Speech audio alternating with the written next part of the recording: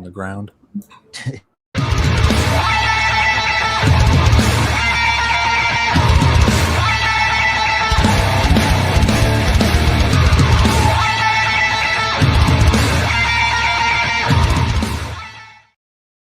Shady Sports Man, we're back here for another episode of the staple indoor football show around the indoor football world.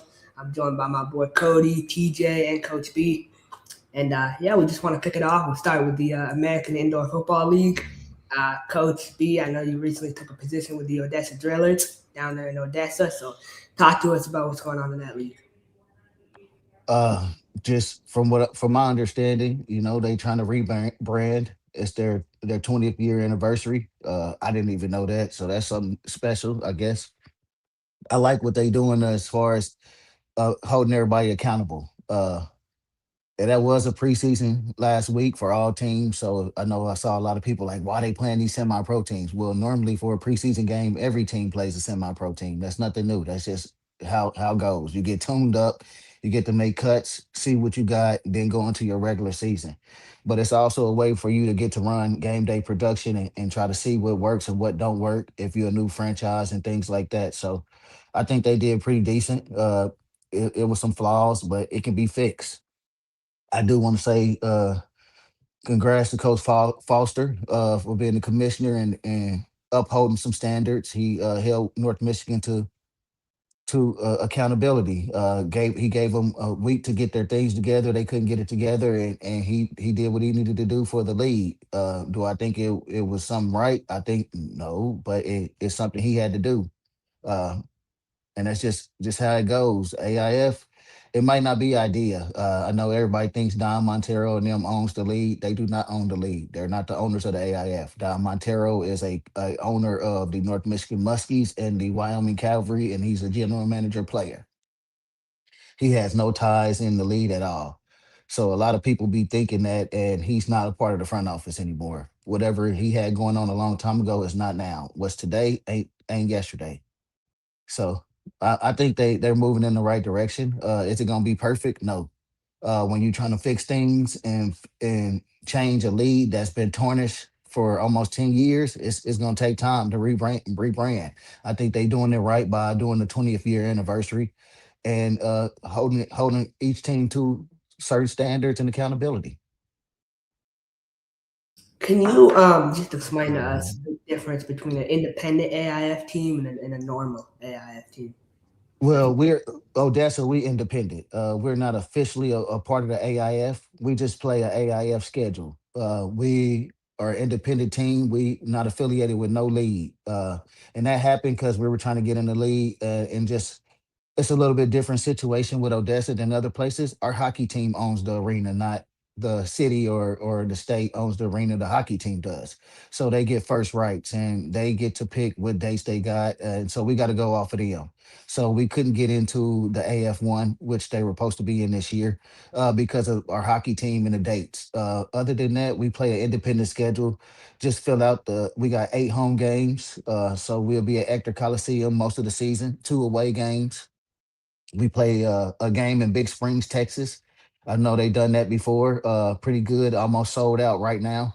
That'll be on April 18th, a scrimmage game. I like what they're doing with that, and just something different. As an independent, we move at our own beat. We are our own entity, and we just play AIF affiliate teams. So, you guys in Odessa kind of have signed a couple, name players, Carlos Thompson from Last Chance U. You got Jordan Seaman. You got a couple other guys coming in. When you look at your roster kind of from start to finish, where would you kind of position it up against other rosters you kind of built in the past, you would say?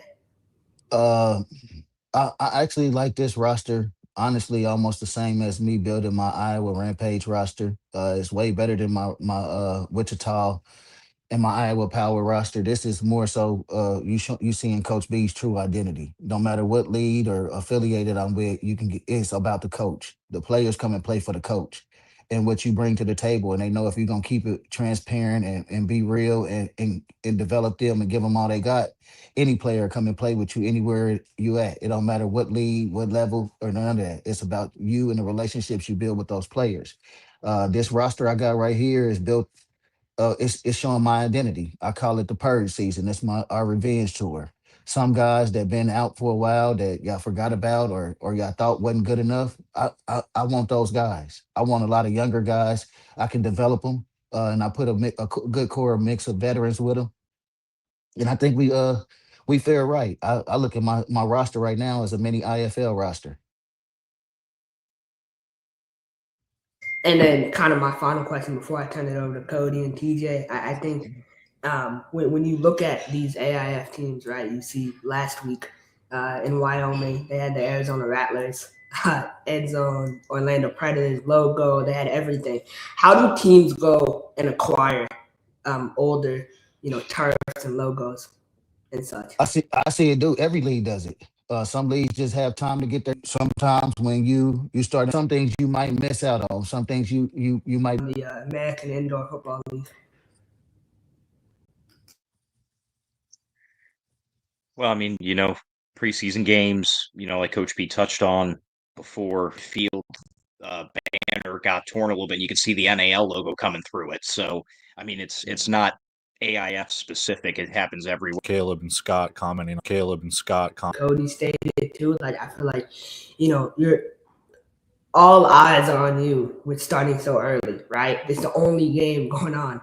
So you have to make an extra effort to try to, position yourself in the most professional manner possible. And we didn't see that last week in Cedar Rapids, right? The stream was awful.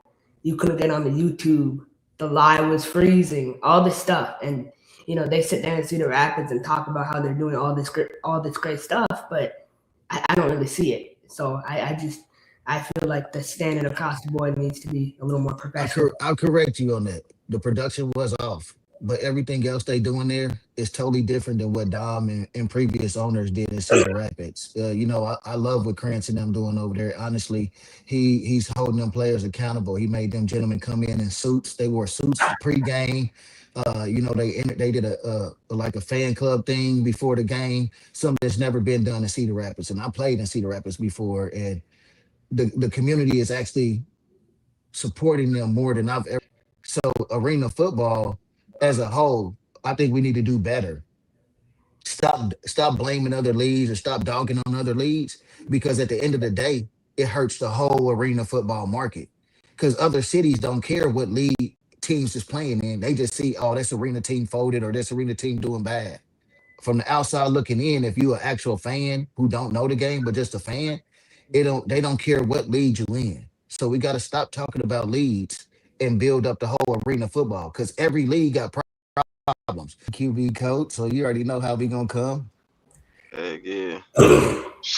Well, nah, bro, things are straight. You know what I mean? Like this a late season start though, so it's hard to kind of But at the Pittsburgh Outlaws as there's a guy who came to a tryout.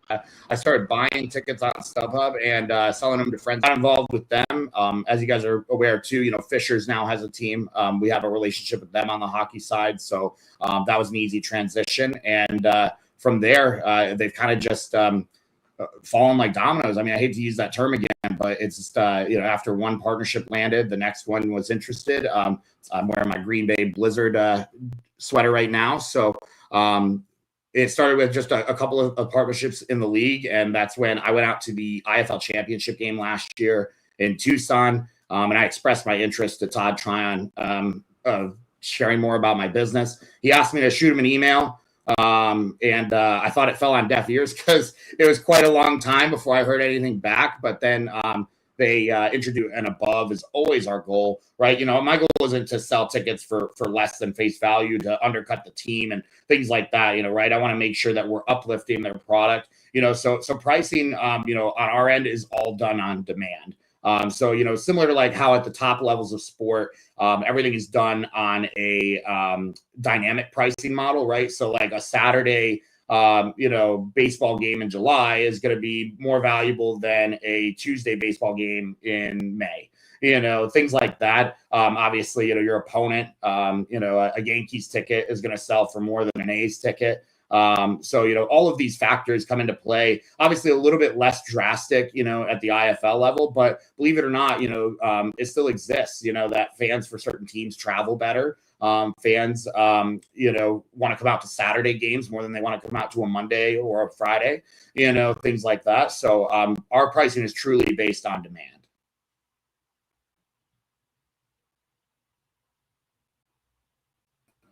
Quick thing I have for you.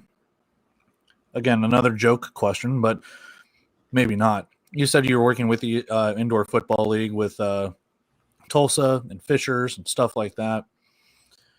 Are there other teams potentially coming down the pike that you may be able to talk about that might need tickets? Potential expansion teams or anything like that you want to potentially get in trouble with?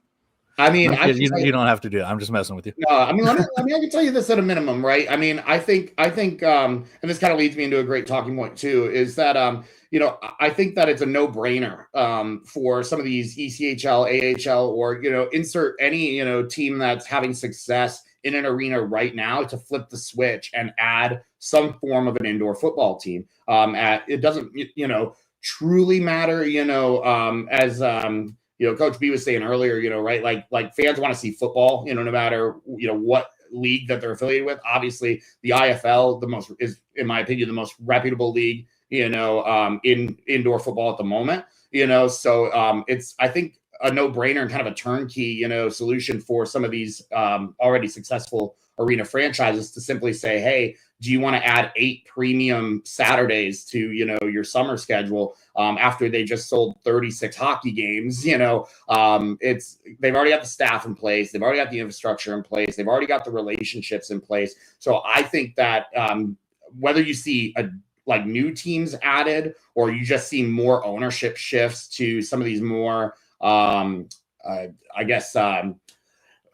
sources that already have success, I think that that's going to be where you see the model change. And one of the biggest things that just specifically talking about the ECHL ownership groups and the mentalities they're bringing in, and of course Jared Widman, big shout out to him too. IFL and some of these other football leagues, they get captured on selling football, right? I mean, in the end, they're trying to bring out football fans, and they're trying to have the biggest hits, and they're trying to make sure that they have the most wins, and this and that. And I think they're forgetting that truly, as Coach B was suggesting, fans want to come out and have fun. They want to go out and have family affordable entertainment. It's beyond just watching football. Football sells itself. It's the most popular sport in the United States. So I think that as this focus on the ownership side changes from selling football to selling affordable family entertainment, I think you're going to see what that looks like in the future.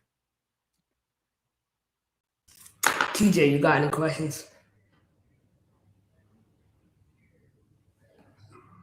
Oh yeah, I was off air for a minute, so I apologize. This was already asked, but with the agreement with the IFL, does it allow you to possibly make agreements with other leagues in the future, or is in terms of indoor and arena, is it exclusive for the IFL only moving forward?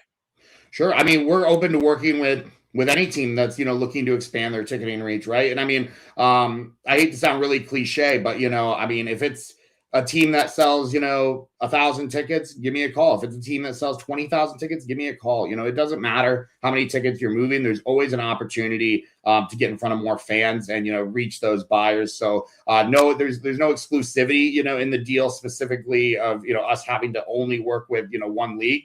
So I'm looking forward to obviously seeing what what falls next, after this partnership really gains some traction. Obviously, just getting launched, we're getting ready to start the season in a few weeks here. I think once we have a couple weeks under our belt and people see what we're really all about, I think that we're going to see quite a bit of demand for business from some other leagues as well. Yeah, I'm honestly, I'm really excited for this, man. I feel like you guys are really going to help the sport grow in terms of ticket sales. I'm really excited about this partnership. Well, I appreciate that, man. And I like your hat. I thought I was going to have the most unique hat on the live stream, but man, I really, really enjoy the variety of hats we got here. Cody, yours is pretty fire too. I mean, it's the Kansas City Royals Yu-Gi-Oh combination. So what can you do? Yes, sir, baby. KC. Spring training just started, baby. I'm ready. But I think one question, and it comes up often, in the ticket market, is the scalping, right? It happens on every platform, Ticketmaster, StubHub, TickPick. What would you recommend these companies do to ensure it doesn't continue to go on? That's a fantastic question. And, that was actually one of the things that we discussed at IFL meetings this last week in Vegas. I had an opportunity to present to the teams, and I didn't really focus much on, what Fan Cave does individually to help bolster teams. I focus more on macro topics, explaining the difference between a primary and a secondary market. And what you're saying, at the minor league level, really the issue that I'm seeing, and we're helping our partners combat is speculative listings, similar to drop shipping on the Amazon. You just kind of reflect on some of the challenges, you faced during the evolution of the company.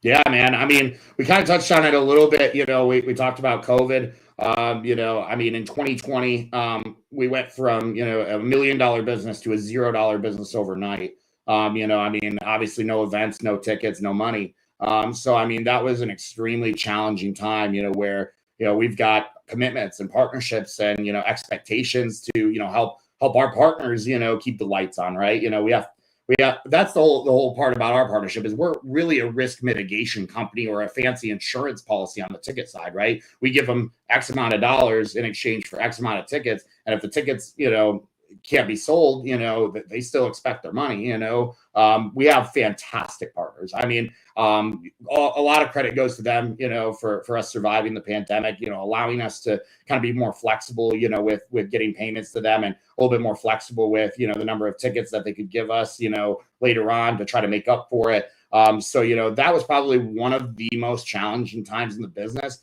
But, really, I'd say, man, the hardest time, and I don't talk about this too much, but it's a great question.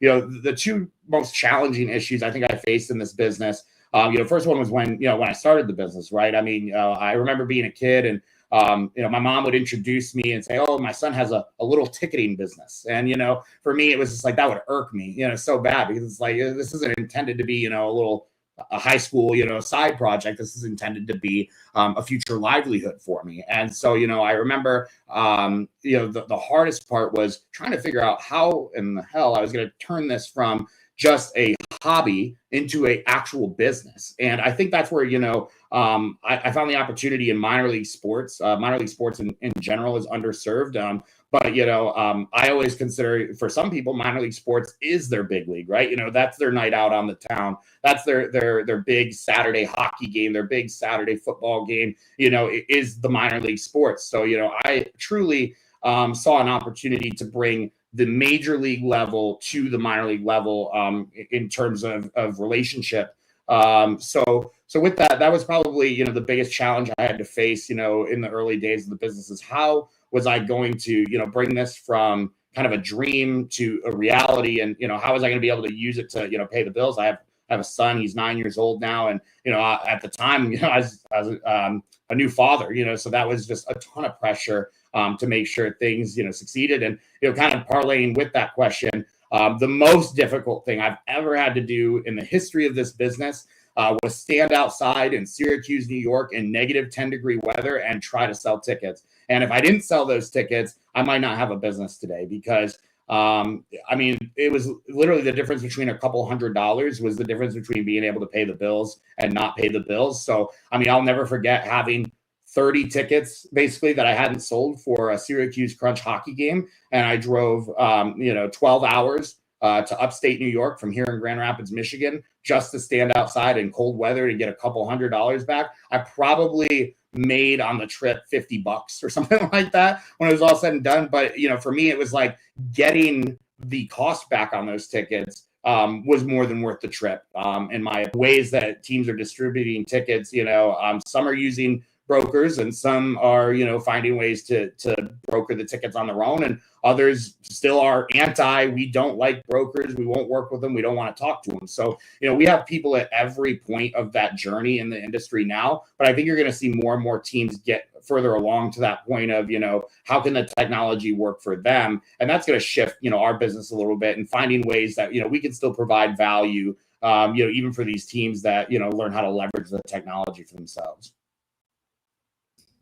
For sure. And my final question for you, kind of another reflective one. Different teams in the indoor football league, like Orlando, for example, we play in one of the biggest arenas in the league. Vegas plays in a more compact, small, intimate setting, right? When you look at the league as a whole, what would a good season of attendance be? I know everyone is different, but would it be, 70% at every game, or would it be 80%? Like, how do you measure those metrics? Sure. And I mean, I think that, the one thing that, most of my partners go back to is purely revenue, right? Like, we can have 1,000, 2,000 people in the door as long as, the revenue, is where it needs to be to keep the lights on, to pay the, it would come down to, in that scenario for me is just making sure that, the partnership is truly mutually beneficial, and kind of vetting partnerships that way. But fingers and toes crossed, we never get to that point. Maybe, Fan Cave will be, Walmart someday, and we'll have all the employees that you could ever need and all the stores you could ever imagine. But we're prepared for anything. Nate, I appreciate your time this morning. I wish you the best of luck in your future and for the 2026 season. Talk to you soon, man. Awesome. Thanks, guys. I really appreciate you having me, and best of luck to you guys as well. You guys are growing a great thing over there. Obviously, you caught my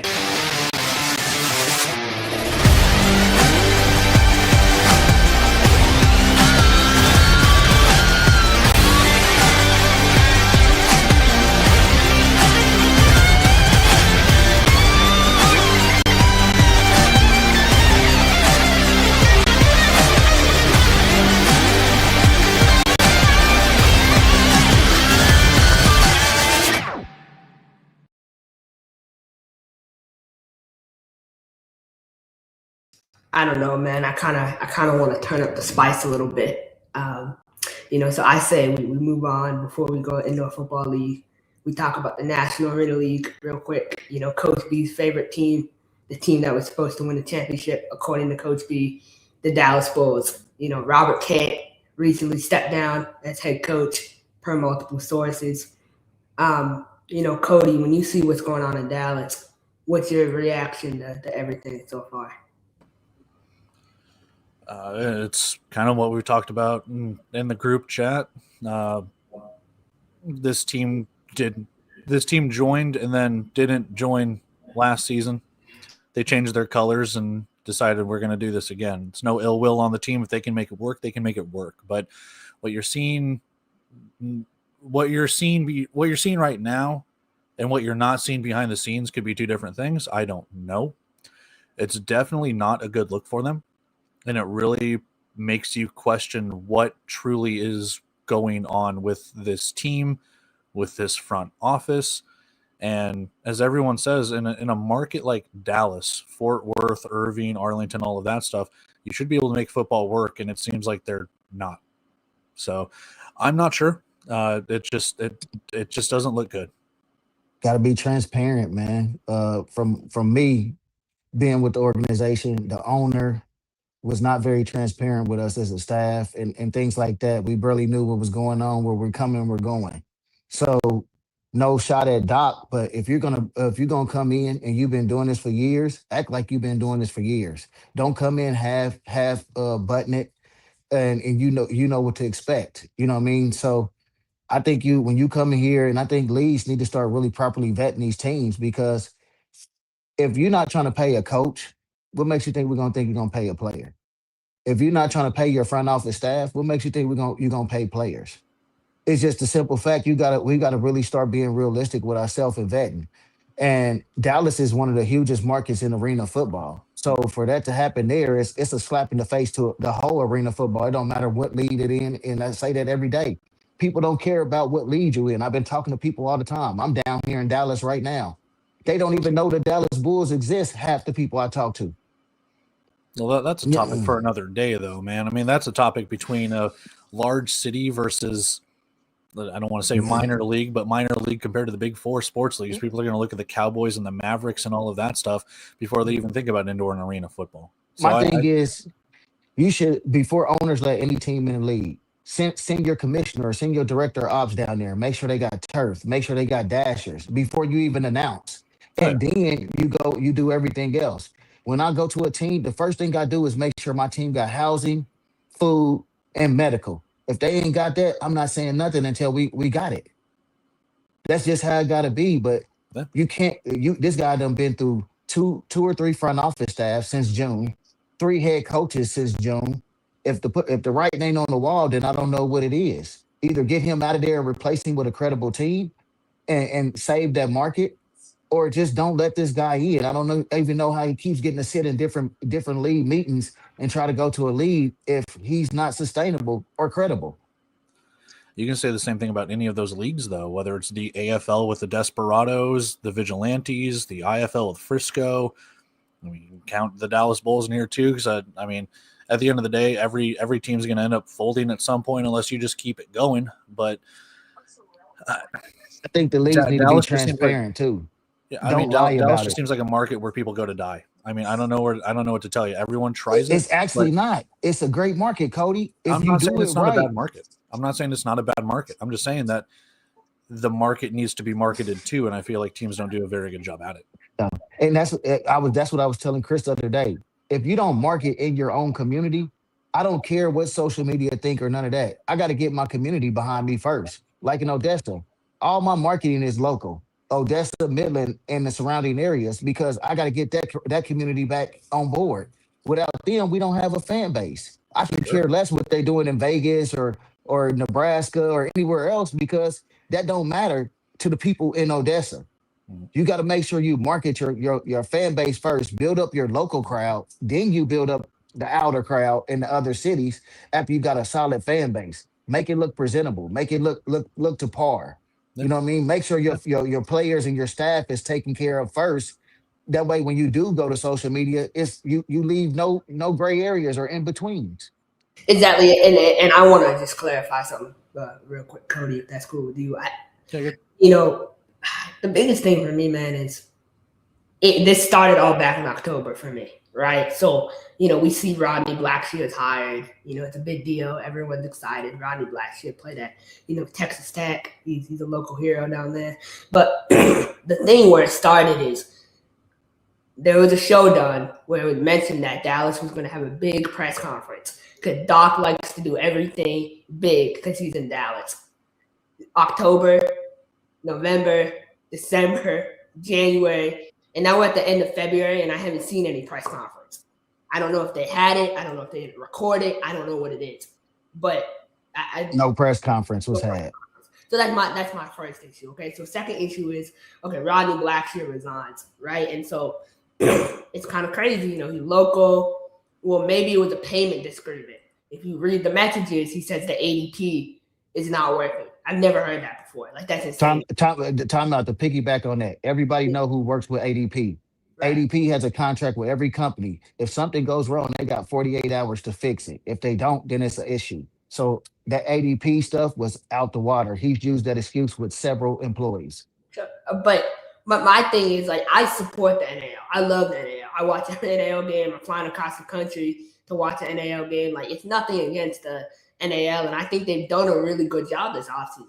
I think the partners they brought in, and we'll talk about that here soon with the MyBookie and everything. I'm really happy with the direction, the card, and the leadership down there is taking the league. I just think this is more of an organizational issue, and I think I want to hear more about what's going on in Dallas from the organization. I want to see Doc put out a statement, a video. It takes, every Thursday night, we see Ricky from Omaha sit up there, and do a coaching show and say what's going on and give some level of transparency. That's just my thing. Only time Doc gonna say something if somebody puts something negative up about the team or him. That's the only time you hear from Doc. I got players I talked to when I was on the Dallas Bulls coaching staff said they never even met Doc or they never heard from some of the coaches. So if you're not even having team meetings or players, you signing players and never talk to them again, that's already a sign of disaster. Sure. But, I think it's something just to keep an eye on. I think, we'll continue to hear developments out of Dallas. I hope they get it figured out. I want them to play. I was so excited when I saw they signed Gerard Evans, from Virginia Tech. I think, obviously, he'll come in out of shape, but I think him out of shape is still fun to watch to me. So I would really love to see Gerard Evans play in the NAL this year. He would be one of my top quarterbacks in the league, if I'm being honest. But we'll kind of move on to more positive news, right? The NAL recently announced that they have a new betting partner, MyBookie. I'm a huge MyBookie fan. I've used it since I was 13 years old.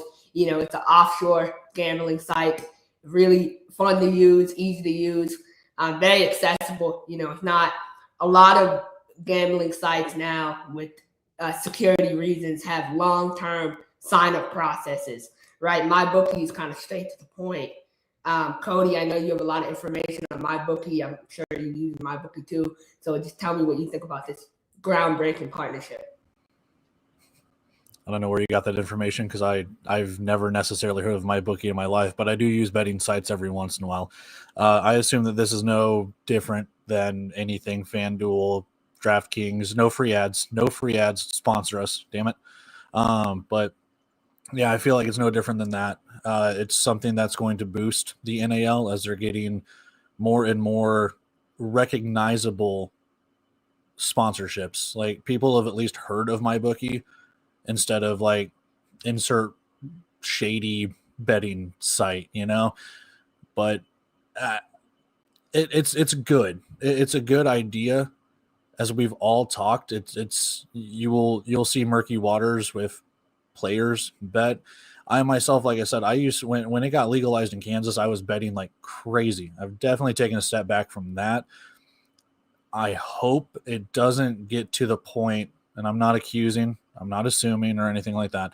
I just hope it doesn't get to the point where like people talk about the NFL being rigged and all the betting stuff with that. I mean, I hope it never, ever gets to that point. That's what I want to make. And I know there will be a lot of parameters and a lot of ramifications and fines and suspensions and people getting kicked out of the league if it ever gets to that. Don't get me wrong. You just hope it never, ever has to get to that. I know I'm going down the dark path, but the bright path is we've got a place for people to place bets and wagers and stuff like that for the NAL. So that's good if people want to do that. Come on, man. You know me, man. You know me long enough by now. I've reached out to someone, so I ain't even gonna. I'll say I responded to him, and you can highlight Sam's comment too, because I reached out. Sam was talking to the NAL commissioner. So I talked to the coach that resigned. So yes, we've talked inside. So it's just a simple fact. Like it just doesn't look good with 3 coaches resign less than 6 months. But no, so we'll highlight that a little bit. So I just want to focus on the MyBookie because I'm kind of excited about this. So I have an image here. So one of the things I kind of brought up, is like for me, and I think Cody, we spoke about this too. What is the league gonna do to make sure players don't gamble on games? And this is in every league. So this is not an NAL thing, so I don't want them to get upset. Like this happened in the NBA, this happened in the NFL, this just happened yesterday in the MLB. It happens in every league. So what, the IFL, they really emphasize that, with the U.S. integrity, right? They partner with them, making sure no players, coaches, or personnel, or even family members can bet on indoor football league games. What steps, Cody, do you think the league can kind of take to ensure that doesn't happen? Like I said, it's going to be a gray area. I mean, you can tell them not to bet. You can tell them not to do anything, but you can't tell their friends not to bet. You can't tell other people that they know not to bet because they're betting. The question that needs to be raised here, and it's something that's going along in college athletics, is they want to get rid of player props. And I don't know to the fullest extent of what the NAL wants to do. I know that for the longest of time, the Indoor Football League only did money line spread and over and under. And at some points, Todd Tryon was saying that they wanted to do like what happens at the first play of the game, or does this drive in a touchdown or a field goal or whatever. So they want to expand that kind of stuff. We'll see if it happens this season or in the future. So I don't know what the NAL wants to do with that, but if they add prop bets, then you're really going to muddy the waters with that. It also raises the question on prop bets too. If, so much roster turnover that happens between each team, what player plays each week, so I don't know. That's the gray area. We have not seen it in action yet. So I'm going to pump the brakes a little bit on it. But again, you have to consider those things. You have to have those things in your mind when this stuff happens. Like when this stuff gets announced, you have to think of the bad things and how to plug the holes the best that you can. Like I said, you can put in the contract as many times, do not bet, do not bet, do not bet. Whether you enforce it or not, or whether they do it or not is a whole nother situation. Like, how can you really monitor if a player is betting or if they have somebody else bet for them? You can't really monitor it because it's an offshore site, right? So it's kind of hard to get that data. So I like to see how this go too. I hope they do passing yards over and under. I want to, full season passing totals. I think you can do that pretty consistently. The thing is, Cody, you hit it right on the nail with the roster turnover. I mean, how would you possibly do player props for every single game? Well, the other thing about it too is players ask to be released quite a bit. So imagine you're a player, and again, I'm just going to use an example. I'm not trying to put anyone on blast or whatever like that. So you're a player from Colorado or from Puebla or whatever, and you place a wager and you win your bet and it's on your team, and then you ask to be released. Are they going to trace that? Again, we're talking about murky waters here, or you refuse to report or whatever the case could be. I mean, again, we're talking about some very murky waters. I don't want to ever see it happen, but you can't say that it won't happen. We see it in the big four leagues all the time. And if it does happen, it's how you respond and learn. Exactly. From it, right? So it doesn't happen. Exactly. Whether the guy gets suspended, gets kicked out, whatever the case could be. And again, I know there's going to be a lot of legalese in contracts, in the rule books, and everything like that. You just have to make sure that the guys that you are signing want to play ball and they don't want to win. Like, don't get me wrong, people want to make money, but they don't want to play ball just to place bets. They want to earn their paycheck. They want to move up in the ranks. They want to play ball. At the end of the day, you want to play football and you don't just want to bet. Hey, Chris, that he just said that. So to piggyback off that, do you think they will reissue new contracts with sports betting stuff in there? Because they just brung it up. I don't know if it was already in the contracts or not.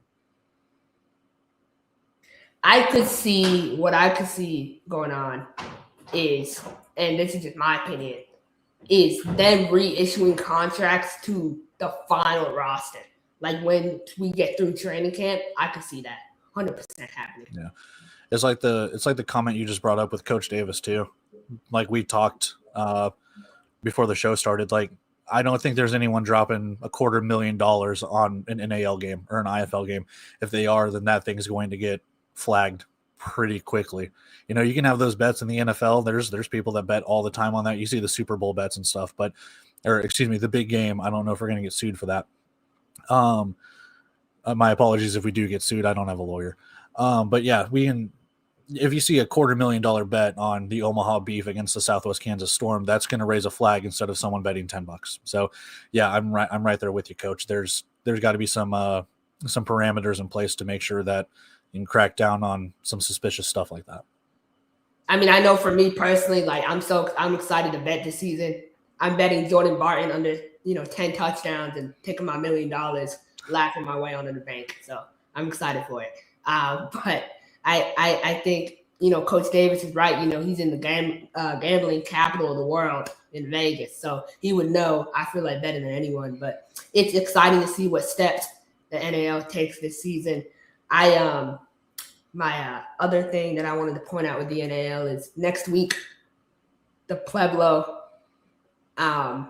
Punishers, they play the Northern Colorado Nightmare, the Austin Falcons. That's a new team in Austin. There are too many teams in Texas. Let's just get this. Like, there's way too many teams. But Austin, they backed out of 2 games. I'm not surprised. It's a Tyrone Washington ran team, so that doesn't really surprise me. But for me, what do you think about Austin, Coach B? I know you're more connected down there, so what's your opinion about that? Muted, bud. Sorry, from what I got anyway, that Austin was just a filler team. They were a part of the NIL as a travel team or a fill-in team, I thought. So it doesn't bother me that they can't make it. With those things, normally 9 times out of 10, it's either they couldn't come up with all the funds to travel, or something happened. He can't feel a lot of players. So I don't expect nobody to look hard on Austin because that's not an original NAL team. You know what I mean? They just a team that helps out the lead and fill in like an independent. So we all know what we getting when we get with the Falcons and their ownership group. So I don't think you should expect more.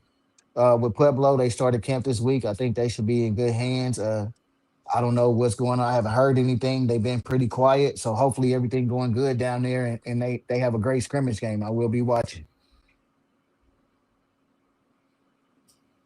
I'm excited. I've talked a lot about Pueblo, giving them a lot of shit, but I saw their coaching show they did, and that was something in itself. But I think for me, I like how they had Solo at the middle of the table and Tay off to the side. Kind of just it shows you the power setup, in my opinion. Hey, I was going to ask that, Chris. If these coaches are suspended, suspension means you cannot be around the team or none of that. So why are these coaches allowed around the team, even though it's training camp and all that? Suspension is suspension, right? That should be upheld where they should not be around the team at all Right. because it gives a false narrative. I think it's very hard again, though. These leagues. I think it's easier to monitor that on game day, but we'll get to that, Dave from Albany. We definitely talk about the Cincinnati team and the agent Ross and everything. But for me, it's hard because these leagues, maybe to follow that during the week or, before game day. But Tay will be suspended. Obviously, he's already suspended. But I'm excited for Pueblo because I saw some of their key players did, in fact, report to camp. So Aaron Dilworth, who's rumored to be suspended for the first week. Let's see, Tawan Ship, the star linebacker I've been talking about out of the Ohio Valley Conference, Seattle Seahawks minicamp guy just this past year. So there's a couple big-time players in Pueblo that I'm excited to watch next week and see how they do. Chris Elmore, Rhino, he showed up. I'm glad to see him back on the field. Yeah, he's there. I talked to him. He's there. I think they got a great core nucleus of players. Their defense, absolutely. Defense? Oh, yeah. Oh, yeah. What they gonna do with it is up to them. Like the destiny is in Pueblo's hands because they put together a nice roster. Just got to make sure everything goes to par. Yeah, I think when you spend all that money, right, the results are your expectation is to go to the playoffs. And I know what Cody's about to say, so we're gonna quickly move on from the subject before I feel better. I feel better about Pueblo with Tay being suspended than I do about Amarillo with the coach being suspended. I think that's bigger than Tay. I think Tay and them will be okay. I don't think Amarillo will be okay. Even bringing in J.A. Anderson is not going to save them, I don't think. Yeah, they just don't, because the rumor in Amarillo is that the owner controls the roster down there. So if that is true, then I can see why. He's not doing a really good job about building the roster. So there's no really roster movement happening in Amarillo, in my opinion. So, but we'll move on. So any other NAL topics you guys want to talk about that stand out to you? I just love what the NAL doing. They keep pushing. They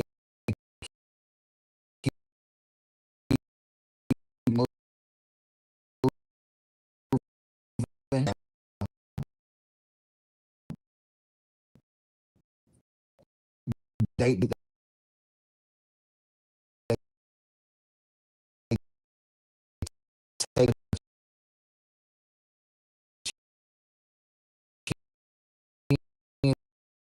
and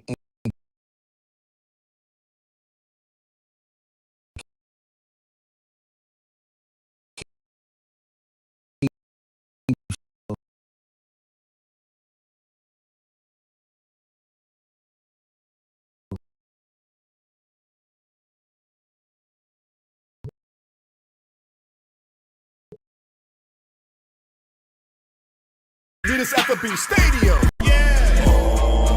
Orange Kingdom. Welcome to the Orange Kingdom. Let's go, Beef. Orange Kingdom. Slaughter. Yeah, Ricky and them always setting the standard in the NAL, and I think, just another example of how they just keep growing the brand and bringing more exposure. So I'm really excited. And, great time to shout out what they're doing before we move on to Cody's masterclass. We talk about, what they're doing with the polar plunge and the Cancer Society and everything they're doing in the community. I think they really care about community. A lot of organizations will preach, community fans, this and that. I haven't seen another NAL team do as much as Omaha is doing in the community, and I think that says a lot, honestly. So just keep it up down there. I'm really. They say really the standard is the standard, buddy. Yeah, and they follow it though. It's easy to sit there and say that, but it's difficult to follow that consistently, and I think they do a good job. But so last week I put out my amazing work. I see a lot of people were commenting. My work got more views than some people's bank account, so it didn't really faze me. But I challenged Cody this week, and I asked Cody. I said, I think we were in some conversation, and you pulled up that you had a list, and I was like, I need to see this list. So this is the Indoor Football League. I'm gonna let you I want you to explain everything on this list. Okay. Top to bottom. Let's go for it. So yeah, Krish made his list, and I wanted to be a part of controversy too. So after the discussion, I told him I've got the 14 teams in the Indoor Football League in tiers of who I think can win a championship, who I think might win a championship, and who I think won't win the championship. Now, I want to have a disclaimer on here. Just because I think your team can win doesn't mean that they will. Just because I think your team might win doesn't mean that they will. And just because the team won't win doesn't mean that they won't make the playoffs or make some noise or anything like that. So just because you are in the top does not mean that you are the godsend of the Indoor Football League. And just because you're at the bottom doesn't mean that you can't make noise and vie for a playoff spot. This is specifically for the championship. It's not playoffs. It's not a good season or a winning record. It is specifically for the championship. So what I have here in the top tier of the can, these are 4 teams that I think can or are poised to make a run at the championship this season: Arizona, Vegas, Fishers, and San Diego. I think the West continues to be another beacon of championship caliber indoor football.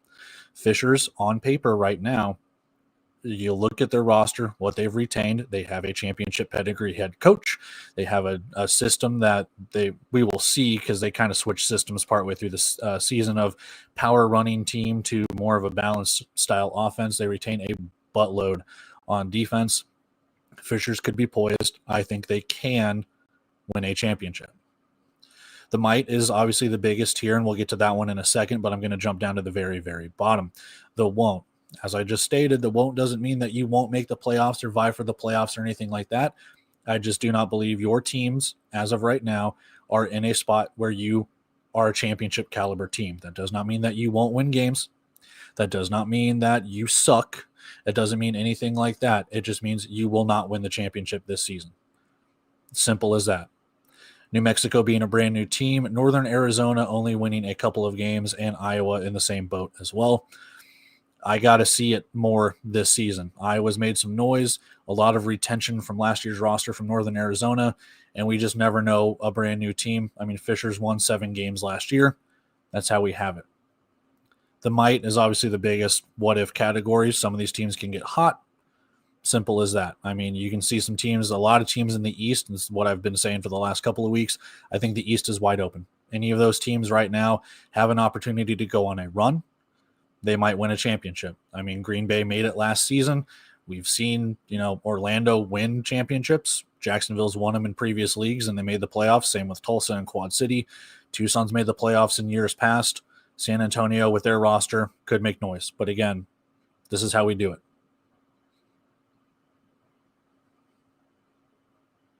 I like the top tier of this, and I agree with the top tier. For me, Cody, I'm going to ask you about some specific teams. If you Go for it. Everybody except San Diego. Really? Why not San Diego? It seemed like it's the same team every year. Everybody it's Nate Davis. Nate Davis been in this thing for almost 20 years. Coach B, San Diego's made the Western Conference Championship 2 years in a row, and for lack of a better term, they've had opportunities to win those games to go to the championship. a different coaching staff too. They had a different coaching staff too. They still have the same head coach. They still had Nate Davis. They still had playmakers offensively and defensively. I'll give Green Bay the edge over them. I would not with what Green Bay has lost with Max Myler and Kaimani Clark. You're refilling two skill positions right there. Lowell Patron is over to Jacksonville. Andre Williams, TJ Davis, like 6 out of 8 offensive starters. TJ Davis is in the CFL, and I think they still retain his rights, but whether or not he wants to come back is his own volition. I mean, their defense should be good. They've brought in a lot of former Bay Area Panthers, so again, if they can plug and play, fantastic. But it's a wait and see for me. That's why I have Green Bay in the might. Like I said, they're not gonna dovetail down and be the worst team in the league, but I also think they're gonna take a little bit of a step back here. That's not to say they can't get hot. I didn't think they'd win a champ or go to the championship last year, and look at what they did. So there's my reasoning. So I have to ask you though about Tucson. Yeah. What do you like about their roster, in your opinion? What I like about Tucson's roster is what they've done with obviously the coaching staff first and foremost, but what they have kind of at wide receiver and what they kind of have in the secondary. They retain a lot. And again, this is all fluid with roster cuts. We got the 40-man rosters. You got to dwindle that down to 25. So we'll truly see what goes on. The issue that I have with Tucson is they lost a lot of their defensive line, who's now, I believe, all over at Tulsa, but they keep Brooks. They sign Rafiq Abdul-Wahid. And in the secondary, they've got Ahmad Lyons, who is one of their better players. Breon or Brian Murray, however you pronounce it. Very good. Breon Murray, one of the best players in the back end. Yeah, I've heard it pronounced both ways. So Breon. Kendrick Gladney coming back. Ryan Nixon coming back, and he had a stint with Tulsa last season as well. And then Aaron Jackson being brought over from Fishers. He's been all around. I do like what the secondary has. My question with Tucson, what do you do at the quarterback position? That is going to be the biggest question mark. If they can hammer that, then I think Tucson can be put in the might. That's the issue I had, because I had a previous picture of this where I put Tucson in the won't. That's probably the biggest question mark for me right now. There's an opportunity for Tucson to make a run, go to the playoffs, but I could also see them being kind of a team that could fall on their face a little bit and lose some games that they probably should win. I just don't think know. they They're a huge offense, wild card. they only gonna go as far as they offense take them. And we got to see what Coach Fuller does as an OC. Is he going to be a better OC than Billy Back was last year? What is he going to do different than Billy did with that offense? So I think that team really only goes as far as Coach Fuller and that offense takes them. Right. And it was 2 seasons ago when they went through like 4 or 5 different quarterbacks, and I can't remember the kid from Ferris State. His name's escaping me.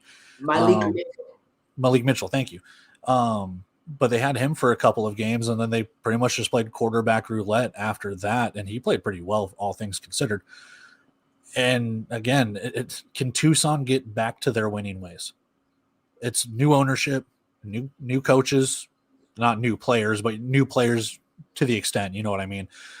They are a huge wild card for me. Like I said, on one end of the spectrum, I can see them making some noise, upsetting some teams, winning the games that they probably should win, making a run at the playoffs and getting in.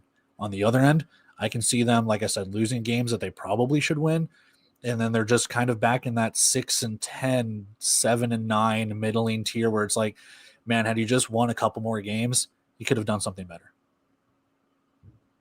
The question is out on NAZ. What do you guys really think about NAZ this year? Well, Chris, I know you like them. Let me answer Coach Davis. I like this. I would say Ramon Atkins is a better quarterback, definitely, especially with what he's had.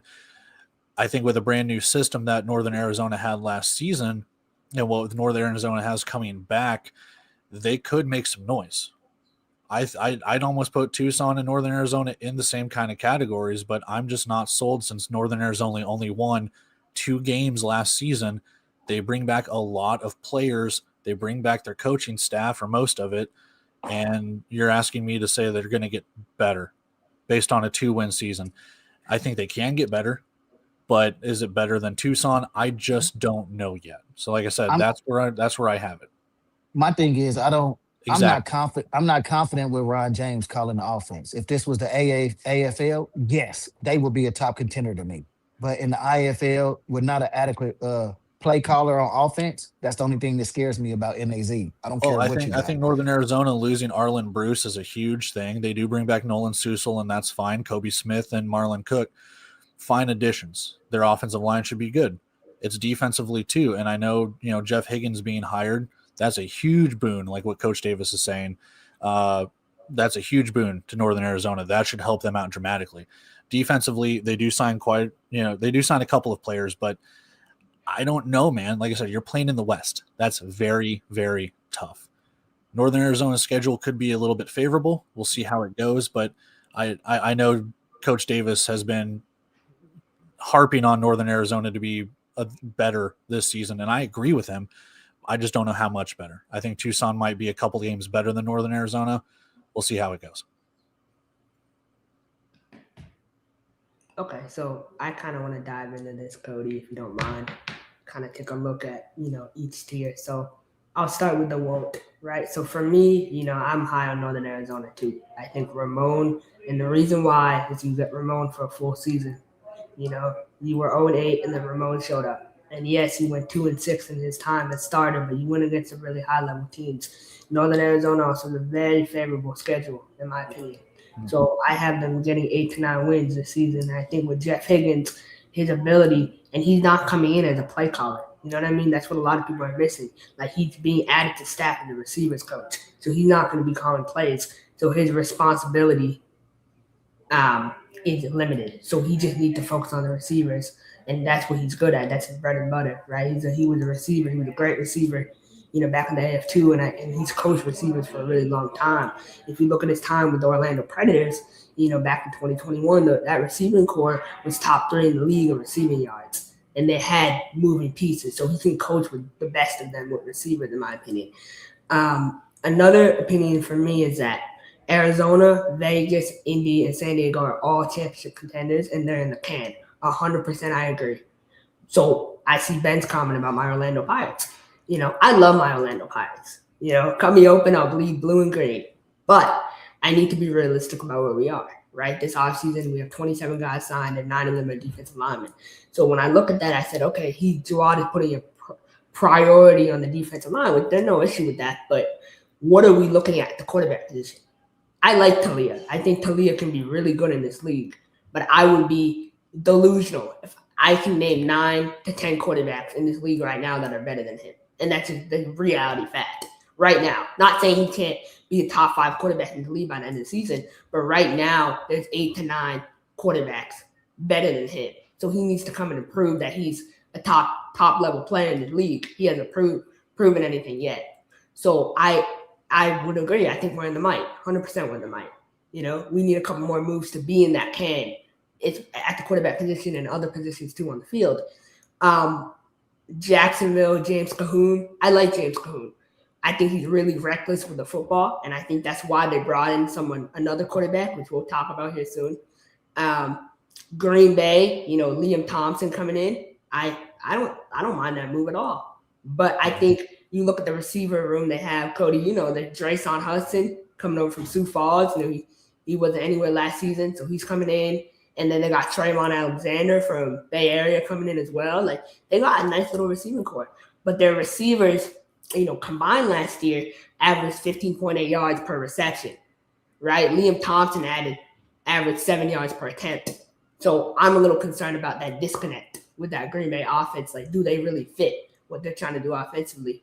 Tulsa, TJ Edwards, you never count TJ out. So I don't mind that move. He needs 1 to 2 stops a game. Most games to be competitive realistically. Yeah, I mean, for me, it's for any of those. Orlando, they do bring back quite a bit of veteran talent, or at least players that played last season. So it's a new coaching staff for them. We know what Rob Keefe is capable of and what they've brought in down there in Orlando. I mean, I like what they can do. It's a 1-year hiatus for Orlando when it comes to, missing the playoffs and getting back to it. We'll see if they can. Green Bay, like you mentioned, the wide receiving core is good. The defense should be good. It's just, how do you replace the MVP and how do you replace Kaimani Clark? And was it last season they had Jalen Cagle? Like, they had a very nice 1-2 punch at running back. And they don't have that right now. They're going to rely on some rookies when it comes to the running back position. We'll see how it goes. Jacksonville, I like what James Cahoon is capable of. I don't want to say it's very like arena footballish, but we know James Cahoon was a product of his environment last year with Iowa, just air raid. If Jimmy Robinson's injury is done and his leg is better from his ACL or his knee or whatever it was, you can definitely take a lot of pressure off of that passing game and use Robinson as your rusher. And he's a very good receiver and return man. Robinson could be the focal point of that Jacksonville offense to take some heat off of Cahoon, which allows him to throw it to Patron or any of the other wide receivers who are escaping me. Hold on a second while I look it up because this is bad press. Karan Ashley and Kevin Davis and whoever. So, or Markel Wade too, if he actually plays. So Jacksonville should be good. The defense is a little question mark to me. San Antonio is loaded, but just because you have talent doesn't mean that it translates. That's where I think it's different between San Antonio and San Diego. San Diego retains a lot of talent, but you saw a lot of that talent in San Diego doing what they do. I want to see it with San Antonio. I've hyped San Antonio the last couple of seasons to make the playoffs, only for them to be kind of middling. So I want to see what they can do. I hope they can. And they got a fresh rookie staff. Like their whole staff is rookie coaches. So that's going to be a factor too. We got to look at. Rookie in the sense of like maybe new positions, but Bain was with San Antonio last season. So he knows that he knows about it. So I'm not saying that I'm not saying he's not fresh, but he knows the environment a little bit. So we'll see what he can do with it. I'm excited to see what he's doing. And then Tucson, I've kind of said my piece about that. And then finally the team I root for in Quad City. Yeah. They're just going to win the championship and everyone else can just be mad. So I'm just kidding. No, Quad City comes back with a very, very good defense. What they retain on the defensive line and in the secondary, I think they bring back their entire secondary. It's incredible. And they bring back Darian Jackson, who played with them a couple seasons ago. So you can only have so many bodies out there. It's going to be huge. Offensively, I saw on their website that Ivory Scott was on the offensive line. So add that to Joel Crowell. I mean, that offensive line should be good. Jared Ware. Keon Mosey, the running backs, with DeQuan Neal at the quarterback position. It's just who is going to be that wide receiver to step up opposite Kevon Rudd and Jordan Vesey. That is a huge question mark.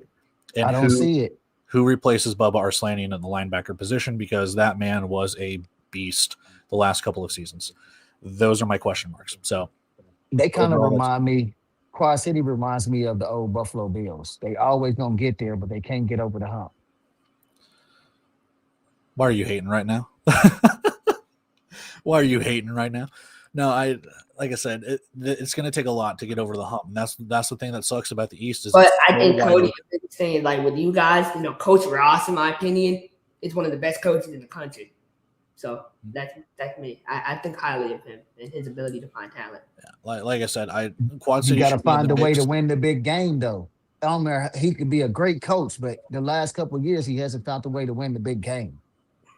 I mean, Quad City has made one championship in the Indoor Football League, and they've gotten close with first-round playoff wins and can't get it done in the Eastern Conference Championship or bow out early. So, like I said, can they get over the hump? That's going to be a huge question to ask. We've seen Green Bay do it.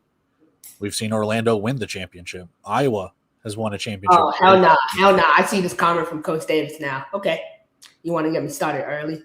All right. Okay. Yeah, what's his record? What's his record all time? No.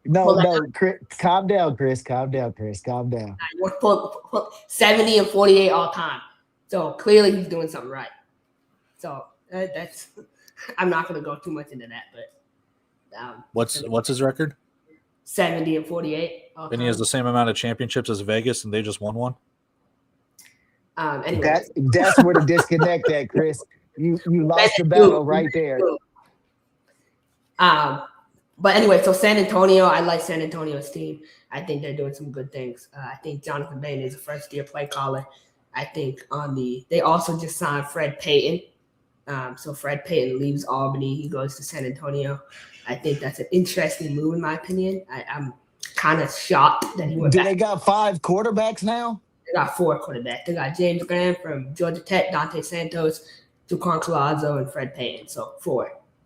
But Oh, Yeah, like what San Antonio has right now, I wouldn't say like cream of the crop by any means, but what they have, they do kind of have their pick of the litter. They've got quick side note, what I consider veteran is different than obviously what the veteran rule is. I consider someone a veteran if they played 1 or 2 years in the indoor football league or have any sort of experience like that. Like, you know, the game or a little bit of it. So what San Antonio has right now are a lot of guys that have played a season or two. They know the ins and outs. Can that translate? You know, Terry Beckner coming over from Massachusetts is going to help that defensive line. Same with Lee Autry coming over from Vegas. That secondary looks great with Marcus Floyd and Matt Elam. And then the wide receiver positions, Austin Upshaw, Glenn Gibbons. I mean, they are just staples. They bring in LaDamian Webb and Justin Stockton at the running back position. Can those guys do better than what Keyshawn Harper did? What is the offensive identity going to look like? Is it more air raid style offense, or are you going to try and balance it out a little bit? Offensive line looks decent. We'll see how it goes. Stockton is a game changer, man. Yeah. We talked about him 2 years ago, didn't we, Chris? When I was recruiting him to Iowa. I'm not barking, bro. I'm not barking, coach. Come on. I just was responding, man. I think my boy does a pretty good job, but that's my opinion. But you got to look at, you said it, 70 and 48, and only what? How many championships? And he has mostly every year the best roster, majority of the best roster. So, Coach Davis, you know what I mean about air raid, where it's like the wide receivers playing, or the running backs playing wide receiver. They're throwing it deep. You're doing kind of like the Iowa offense of last year, where you're barely running it. Like, if it wasn't for Sam Castronova a couple seasons ago using his legs, like, San Antonio was the epitome of an air raid style indoor offense. I mean, you know what I mean by that, and that's not like a dig at you or anything. Yeah, that's what I consider air raid. Is you guys are throwing it more than you're running it. They never really had a running game the last couple of seasons. Keyshawn Harper could only do so much. I do want to break some news about Tucson, and I want to get you guys' thoughts. They signed Draylon Ellis out of Tennessee State University. Do you guys know anything about him, and are you excited about that move, Cody? I mean, we'll see. Like I said, you can sit there and say this player's good, this player's good, this player's good. Like we've been waxing poetic about it for all of these teams in like the last 15, 20 minutes. So is it a good signing?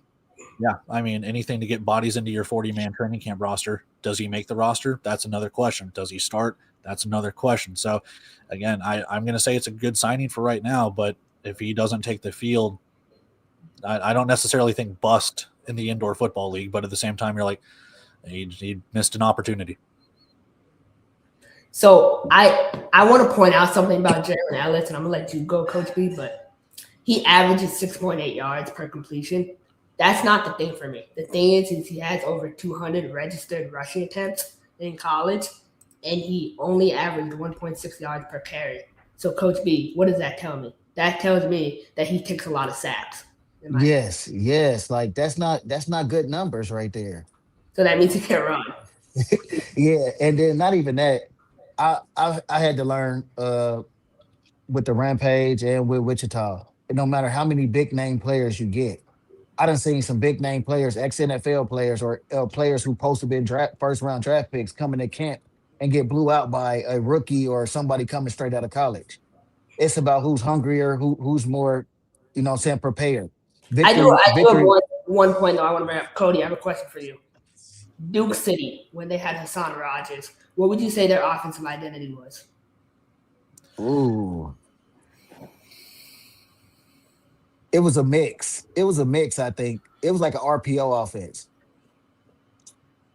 It's very tough to say because Hassan Rodgers only played a couple of games. Because it was at the same year that they had Joe Mancuso as well, if I'm not mistaken. Mm-hmm. Yes, it is. And a couple of other guys. No, that was before when they had Demery Croft. No, was Croft in there? Yeah, he was in there too. Was he the starter at the beginning of the season? Year before. I'm trying to remember if he was the starter at the beginning of the season, and then he got benched for Mancuso, but that I might be molding two seasons together. I don't know what their offensive identity is because half the time, and this is going to sound like a dig, but half the time you didn't know what the hell Duke City was doing in the first place. I mean, as bad as it sounds, like to Coach B's credit, they signed McDowell, the defensive lineman that was with the Browns. Was it McDowell? Mm-hmm.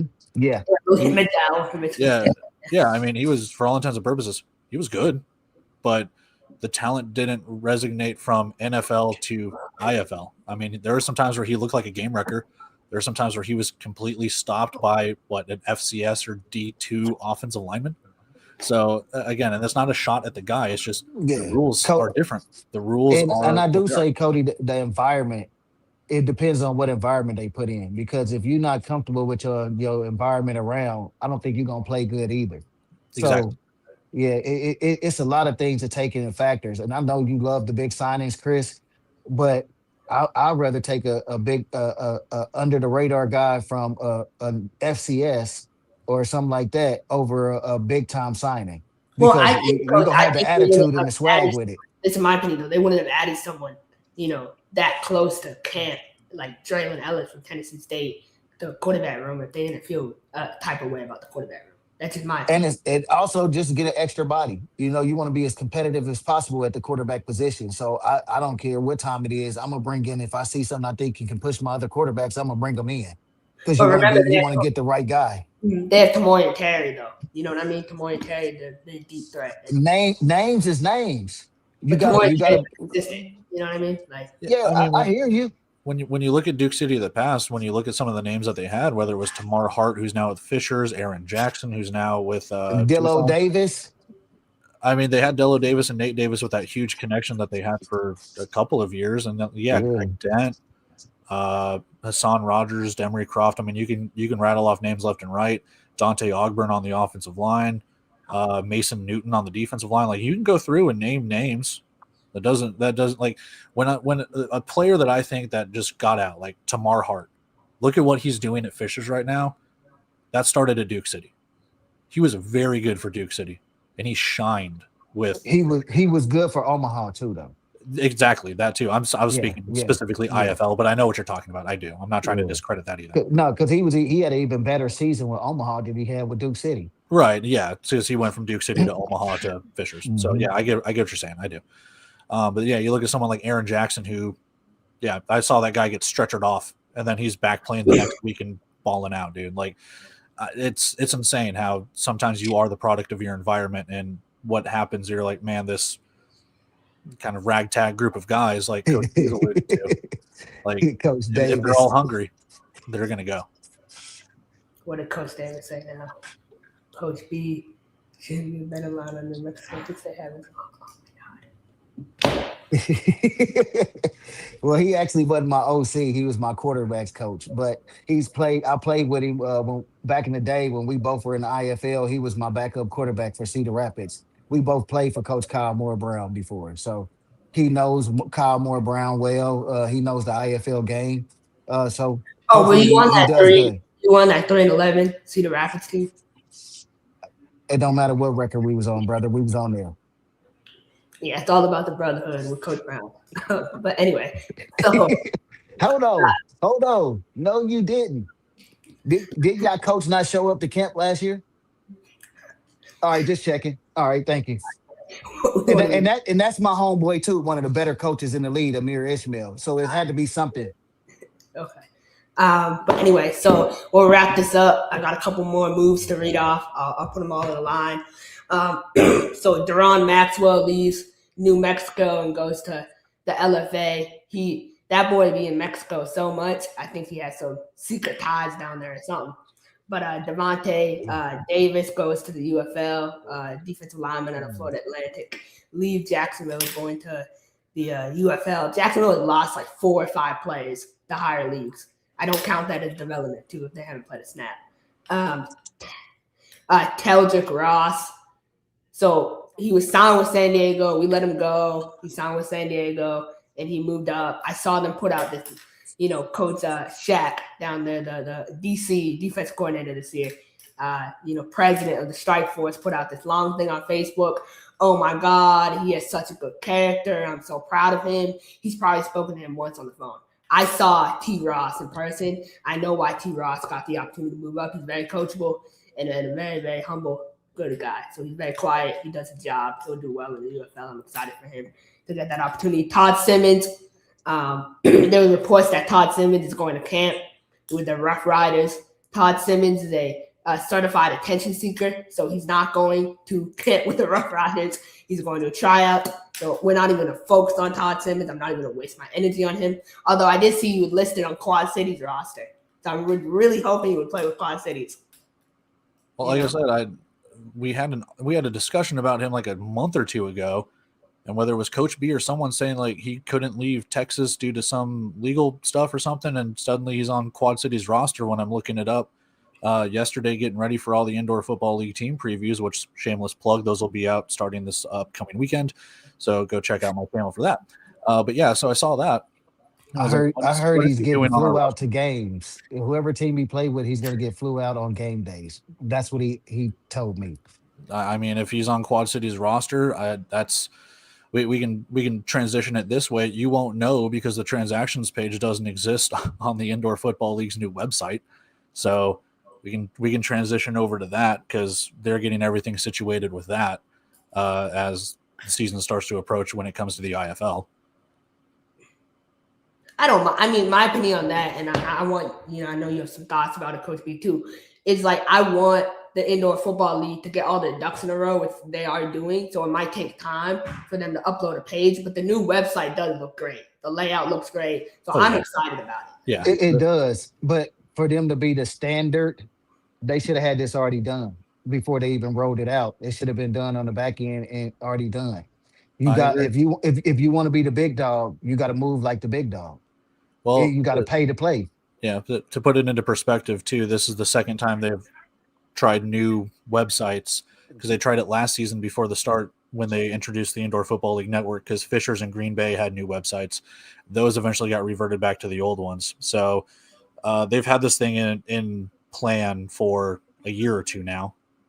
It kind of sucks how everything is just kind of just up against the wall when it comes to that. The thing that always gets me is this is the second time since the start of the new year that the transactions page has been wiped. So unless you've been keeping updated rosters like I have for like the last few years or so, you don't know who's playing where. You have to go check out the team's websites, and the team's websites sometimes can be very shoddy, but I will give credit where credit is due. Some of these teams have updated their websites and they've updated their rosters. They've updated their website. So I have to give kudos and credit where it's due because that at least shows that these teams are going in the right direction, that they actually want to promote their product to look professional. That's all I want this league to do is market and promote itself. I mean, not necessarily lipstick on a pig, but they're moving in the right direction when it comes to this. And that's what I want. So yeah, the stats aren't there. The transactions page isn't there, but it's a brand new website. I know we preach patience and stuff like that. It kind of sucks how it's done that, but at the same time, I do want to give kudos and credit where it's due. The website looks amazing. The team websites look amazing. If all the bugs get worked out, it's going to look great. And I think that's what we all want. Before we go to our last little section, I know we were going to talk about something. I want to say this. To everybody who get in arena football and want to be a GM or a president, it is not for player personnel. That's what you have a head coach for. Don't hire a coach if you want to coach the team as a GM. Unless you were hired as a GM and a head coach, that player personnel is to the head coach of the team because they got to coach the players. When you get in an arena football as a GM or a president, be prepared to run the front office, get sponsorships, help the front office run right so the team can operate. Don't get it in with the mindset like an NFL, oh, I control player personnel and all that. That's not a big market for that. So I think the perception out here, general managers get in here thinking they're going to build rosters and do all that. No, that's not the NFL. You're supposed to build sponsorship, partner relationships, and make sure the team runs afloat, especially if you ain't got a team president. So for people who don't understand that. To highlight Texas Pete's comment too, excuse me. We've seen this go both ways in the Indoor Football League. We've heard from Commissioner Tryon that they've wiped their transactions page in years past because of the poaching. And at the point, it was like AFL 3.0 and CIF and NAL and stuff like that, poaching players. That's the reason why they froze their transactions page like a couple years ago because hold training camps and stuff like that, and then their players would get poached. So I'm not saying it didn't happen. It clearly did. But that didn't happen last year. They kept that transactions page up and going. And so it's like, I'm not saying it's hypocrisy, But it's one of those things where it's like, well, is it the training camp poaching or is it not the training camp? Like, which one is it? It is. Every league is going to get poached with players. Yeah. It's just the nature of the beast. Someone's going to offer more money.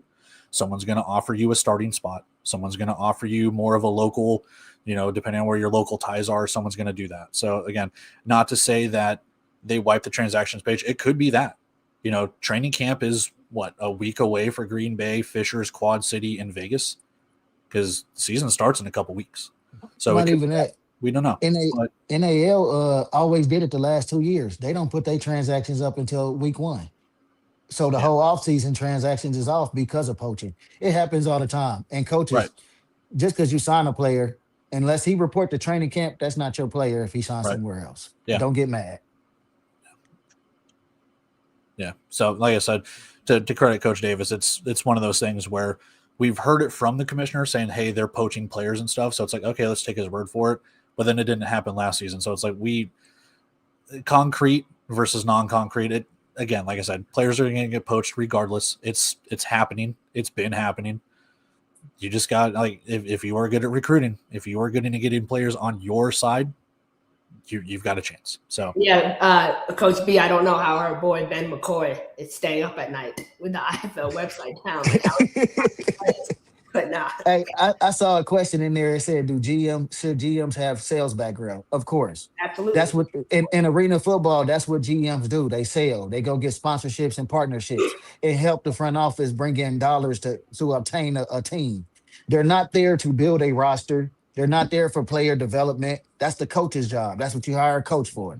Unless you're the GM and the head coach, then you have to sell and build your roster. But most GMs, if you come in, you should have a sales background. Presidents, if you come in, you should have a sales background, because y'all have to make everything else afloat and work. You shouldn't be worried about players or player development or anything as a GM in arena football. And that's the thing I kind of love about this sport, is that the coaches really take like a college approach with it. Like, you have to go and recruit. Like, you have to go and find your quote 5 stars. You have to go and find those players that you think can fit your scheme. Well, the GMs, it's now more or less in college, where the GMs in college with all this NIL stuff are there for the administration to sell your product, to get that NIL money to the players. And it's not NIL money in the professional sense. It's more or less like, hey, we're trying to make sure that our product can be seen on the field while the coaches take care of the players and all of that stuff. We're making sure that we get squared away with everything else on the other end. So I understand exactly what you're saying. No, Coach Davis, no, I'm not saying that, but I am saying during recruiting, this had happened. I've been a player too. Once you sign, other coaches still gonna contact you. And players, it ain't no disrespect to the team you sign with. Players just gonna go where the better opportunity is. You got some coaches who will not touch a player who signed to a team, but you got some coaches who will, and you got some players who still sign who will reach out to other teams and coaches trying to find a better opportunity. So at the same thing, it goes hand in hand. It ain't about signing somebody. It ain't about signing somebody who's under contract. If they really wanted to be there, they'd be there. And that's just real talk. So we'll take one more commercial. We'll wrap this up. We got one final topic for today. And Coach B is going to have a lot of insight on this. So excited.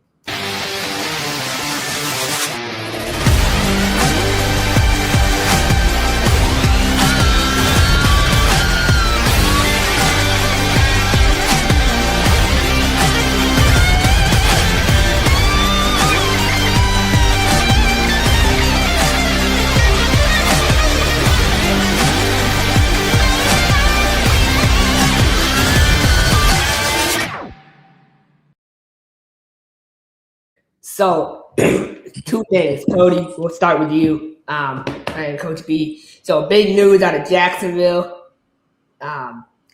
Sammy Edwards out of Valdosta State, quarterback, was in camp with the New York Giants.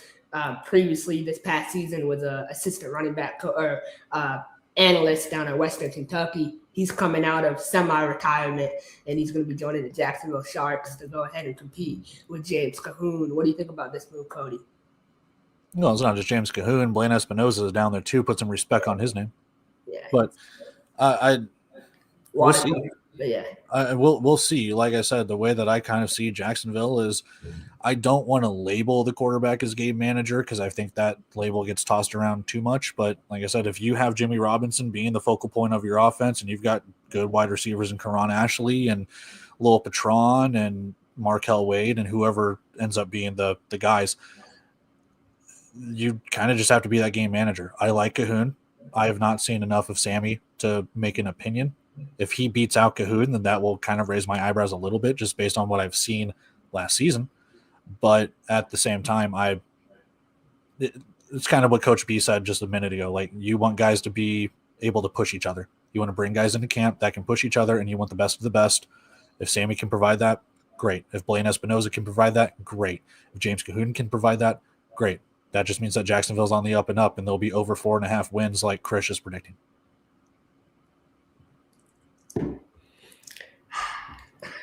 what do you think about this move, Coach B? I think it's a good move. Like I said, you need anything at any arena team, minimum 3 quarterbacks to camp to compete for 2 spots. So I don't think it's doing nothing wrong. I think they just adding competition. Uh, it's a lot nowadays. I've seen a lot of players feel like they entitled to have the spot or start. So you gotta get them out that mind frame and that mindset. So bring in as many dogs as you can at each position, and just the best dog win. That's how I feel. So there was news that came out of your beloved franchise, or I don't know if it's still beloved for you, Coach, but your St. Joe Goat. They named a new GM, Aiden Moza. He's a second year, employee with them. What do you think about that hire for the Goats? I think it's great. He been an intern with us for a couple years. He does a lot. He does everything around the building. Reward the people who are loyal to you, and I think they're doing that, and they're showing that. Move up within instead of bringing an outsider in, somebody who doesn't know the market. That's big when you're doing a GM or a sales. I think it should be somebody who actually knows the market. That way, it can help you with sales, help your team navigate, build new relationships that you never thought could be had there. So I think that's a great move. So I think it's a good move, and for me, I think it just shows, the Goats are looking for stability. So they promote someone, they promote a younger person. I hope it works out for him and them. I know it's a big deal for them on the field. What about the IAL today, man? We heard some news yesterday Yeah, coming from the IAL. Adrian Ross, GM, resigned. He said he didn't think the role was what he thought it was. And I just think that goes back to me saying I think he wanted to be more player personnel and like an NFL type of GM, and he don't understand he has to be in the community, selling, help building. And I think people don't get that when it comes to arena football. GMs should be building up the front office. If you got a great GM, you're gonna have a full front office staff. If you got an okay GM, it's just gonna be him. That's just the nature of the matter. So you GMs quit worrying about football and worry about making the money. 100%. And I think, we Cody had said his spill on the international really before, and I completely agree with him. I think it's a waste of time, man. It's not going to happen. It's going to fold, and the thing is, like, I respect, I lose a lot of respect for people. I lost all the respect I had even left for Mook Zimmerman. I think Mook is a self-promoter. I think he needs to take off his sunglasses. It doesn't look professional. I think Cy Burley, Snick Saya, right? Like, you go to Northern Arizona, you have the last ranked offense in the league, and then you just disappear to Utah, and now you start stealing players, just for fun. And then Deshaun King, I think, he couldn't really find another spot to go to, so, he just wanted to go. And so, I don't know, man. I think Saya is a great hire, but some of these other hires in that Saya and Coach Johnson, I think, are great hires. Coach Johnson should have been a head coach before a lot of people. But these other coaches don't have proven records. In the TAL, Mook lost all season until the playoffs. He lost them there every game. He won 2 games in the TAL.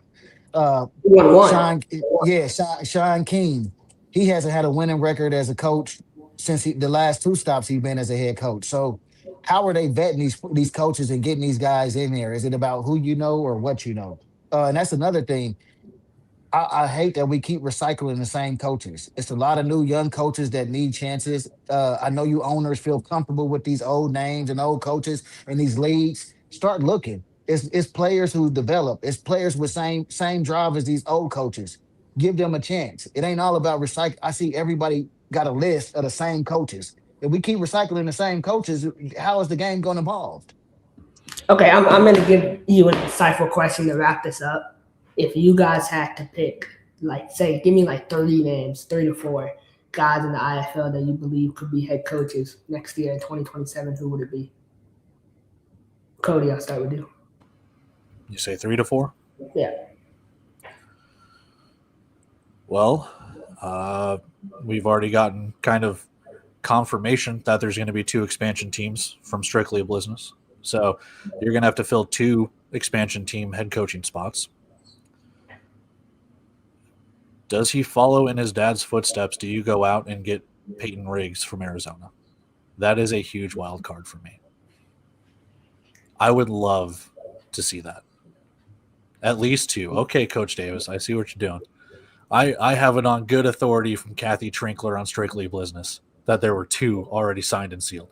But anyway, I would personally like to see Peyton Riggs just to follow in his dad's footsteps. That'd be number 1.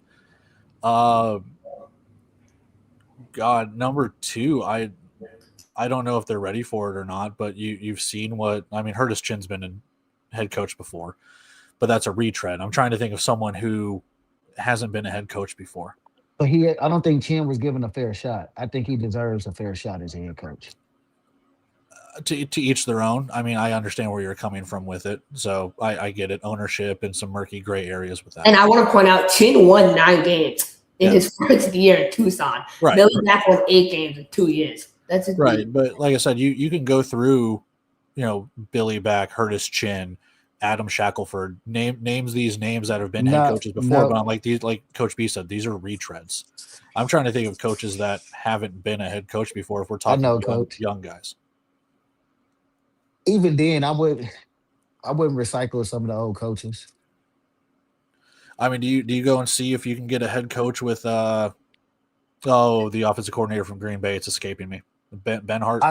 I like him. I actually like him. He's smart. I think he would be a good head coach. Look at what he's done the last couple of seasons with Max Myler. I mean, do you go and try him? So, like, again, it's not necessarily a retread, but he's been around the game. He knows what he's doing. So if I deserves to be a head coach again. Yeah. But what I'm saying is if we're talking not retreads, kind of go along some of these new guys, whether it's Peyton Riggs or Bernhardt, excuse me, if that's how it's pronounced. I would like to see stuff like that. Other than that, like I said, you're probably going through retreads. You're probably going to look at Billy Back again. You're probably going to look at Curtis Chin again. You're probably going to look at Adam Shackelford or someone like that, if they even want to do it. We don't know. Rod Windsor, he deserves a chance to be a head coach. I think he does. It's a few other guys who deserve it. There's are they going to get it though? It's a fraternity. I heard you. If you haven't coached in the IFL, you can't get a head coaching job in the IFL. That's all. That can also be true. I mean, look at Kyle Moore Brown at New Mexico this season. Never he's always been a losing head coach. So I don't know how he keeps getting head coaching jobs. Your word, not mine. But again, I'm just being honest. I played for him and we lost. I know. So I know. I'm like, it surprised me. I get that. What I'm saying is like, it's someone fresh. Like you can't sit there and talk out of both sides of your mouth and sit there and be like, we need new guys. But then here's a guy who's had very little coaching experience and then sit there and be like, well, he sucks. It's like, well, give him a chance. You need Curtis Chin to have a chance. You need these guys to have a chance. Otherwise, you're stuck with the retreads. So, and I'm willing to give Jonathan Bain a chance. I'm willing to because I think if he I like Bain. Yeah. He went 7 again, yeah, and we that's how it is, man. I mean that. You got to give them a chance. If they fizzle out, you can give them a second chance. I mean, that happens all the time in the NFL. And then, I mean, you end up like Arthur Smith with the Falcons. I think Reggie Gray should be a head coach. Maurice Purify should get a head coaching job. These guys who actually know the game and proved it. Yeah, exactly. Rod Miller 100% should get another job. I mean, with enough experience, Captain Morgan. You tell me Captain Morgan is not fit yet? At least get a coordinator job. He hasn't even got a coordinator job, and he's one of the best arena players that was around at one point. It's if he wants to do it. That's the big thing too. Does he want to be a coach? Then someone's Yes, got to he give him that does. opportunity. Does he? Then yeah, Yes, someone go. he said he interviewed one time for five different jobs and got overlooked each time. How is that possible when you a Hall of Famer, all time arena leading receiver? God, watching him play in Tulsa seems like so long ago. That guy was so good. That guy was so good. Right, and my And it got to be our coaches too. Some of these coaches keep hiring their homeboys. Hire some new blood. Try something new, man. Well, again, what you know and the schemes and everything like that, that's what goes along with it. So I understand where some of those coaches come from, but I also understand where you're coming from. You've got to give people fair shakes. Yeah, and I think the biggest thing is, with Rod Miller too. A lot of people look at Rod Miller and his time in Bismarck. He went to the playoffs. He took him to the playoffs in Bismarck, right? He came over to Massachusetts. He went 10-9, right? He won 2 playoffs games. He won a conference championship. So I think he's a successful head coach. Didn't he win NFL China? I mean, AFL China as well too. I believe he got the championship in that league. Yeah. So Yeah. So Coach Miller is a hell of a coach, but I do think we need to think outside the box. He's been coaching for years too. We need something different. What is your definition of a retread though? Like how long does a guy have to be a coach to be a retread? Like all the older coaches they keep hiring. All these old coaches from when we were kids, they're still getting jobs. Like Mike Davis? No, I'm kidding. I played for Coach Davis. He's a younger guy. No, I'm just messing around. I'm just saying, like Tom Minaj can get a job anywhere. He's been doing it for years. Yeah. But they'll call him before they call an up and coming coach. You know what I'm saying? It's just like other coaches. It's so many factors to it. You can have a losing season as an older coach, and they still what you did 10 years ago. They'd be like, "Oh, he won a championship, so we're gonna bring him in. He know what he's doing." But the last 3 years, he done had losing seasons, and they still would go with that. Let me ask you this, because you've brought up the fraternity of coaches or whatever, like the small circle. Do you think there are any NAL coaches that can break through if the IFL wants to hire him? For instance, I'll use it as an example. I'm not saying he's going to. I'm not saying he even wants to. Could you see a situation where like Coach Negron leaves Omaha because he gets a head coaching job in the IFL? No, I think he loves Omaha too much to leave. Right. And he fits the NAL style better. It's another thing. The IFL and the NFL, NAL are 2 different styles. Right. Everybody can coach in both styles. So it comes to coaching too. Like what fits your style better, IFL or the NAL? I thought the NAL and IFL play by the same rules, indoor rules. They're really similar rules, but the question NAL is more got similar to AFL style rules. But coach, this is where I'm going to get you with my gotcha question. If you're going to sit there and say that the NAL and the IFL have 2 kind of different rule sets and stuff like that, and Negron doesn't want to leave Omaha as the example. I ain't saying he don't want to. I said I think he loves it there, that he wouldn't leave even if he got an offer in the IFL because he loves that spot. Here's my gotcha. Can you blame the IFL for having the fraternity of retreads if there's no one in the NAL that wants to go? That's true. If they're different rule sets and stuff like that. Again, it's not like a I win, you lose argument. It's like you can see the point that you're trying to make. Because I see the point you're trying to make, I do. But it's also like you can also see where, hey, this is the reason why they have this like fraternity of retread coaches and players, going from I'm going to be a player to a coach. Do I think James Terry can make it in the IFL? Yes. He's an IFL Hall of Famer. That's all he really know, and he's coaching in the NAL. Krish, who was it that guy? It was Matt Elam, wasn't it? Who was hired at Fishers, and then now he's playing again, and then they hired Nerian Washington, didn't they? Yeah, no, Keontae. Keontae. Okay, my bad. Yeah, Worthington. So yeah, I mean, some players. I do think though, honestly, for Matt, and I would tell him this too. I would tell him like after he retires, he should go to Vegas again and be an assistant coach under Coach Davis for like 2 to 3 years. I think Matt Elam, if he locks in, Matt Elam in like 5 to 10 years, I think can be a legit head coach in this league. I really do. I think Matt Elam's a great leader in that. But that's my thing. Like that would be so cool to see him coach a team. So just giving guys opportunities like that. It's a lot of younger coaches that probably would do good. So just they gotta promote themselves better too. So I'm asking this, Coach B, what makes you so sold on your boy Kaiser down in Tucson? You know, I like Kaiser. Kaiser's a good head coach. It ain't about being sold on Kaiser. Kaiser know what he doing. The way he game plans, the way he prepares, the way he has that team ready. In Omaha, you couldn't find the team. I would put his team up against some IFL teams when he was in Omaha. So one of Kaiser, the if he's getting the right situation, he can have the right thing. I know it's his first year coaching down there in Tucson, so he's trying to fill out the ownership. He can't do it how he probably want to, but give Kaiser probably 2 more years there, and it'll probably be a different program than what you see this year. I guarantee that. one of the names I do want to bring up too, because we haven't mentioned it yet, and I know he wants to get into coaching because he was doing it when he tore his ACL, is Nate Davis. Really? I think so. From what I remember, he said he wanted to get into coaching after he was done playing, and I remember he was the de facto offensive coordinator for Duke City when he tore his ACL, and he was helping Ramon Atkins when he took over, and pretty much was like Nate Davis calls his own plays. Like they might have an offensive coordinator in name at San Diego, but it's Nate Davis calling the plays in the huddle. He's the one audibling. He's the Peyton Manning. that's crazy. You just I put believe Coach it. Davis on blast. Well, it's Again, the truth. I'm not trying to sit there and put anyone on blast. That's what I've heard through the broadcasts. That's what I've heard through all of that stuff. He's calling his own plays. So it wouldn't surprise me if it's true, Chris. It wouldn't surprise me if he wants to be a coach after he hangs up the cleats and again goes kind of that Matt Elam route or Northington route or whatever. I could see him being a very good offense coordinator, potentially head coach. Chris, if you a smart quarterback like Davis, some of those veteran quarterbacks, you really don't need an OC. It's there to help you, but you can call the offense like if you know the game for real. You've been playing it at a high level for so long. And you see, we did it with Cato. Cato called the offense in KC. Think about it this way too. Jonathan Bain was a quarterback, and he's the head coach of the San Antonio Gunslingers.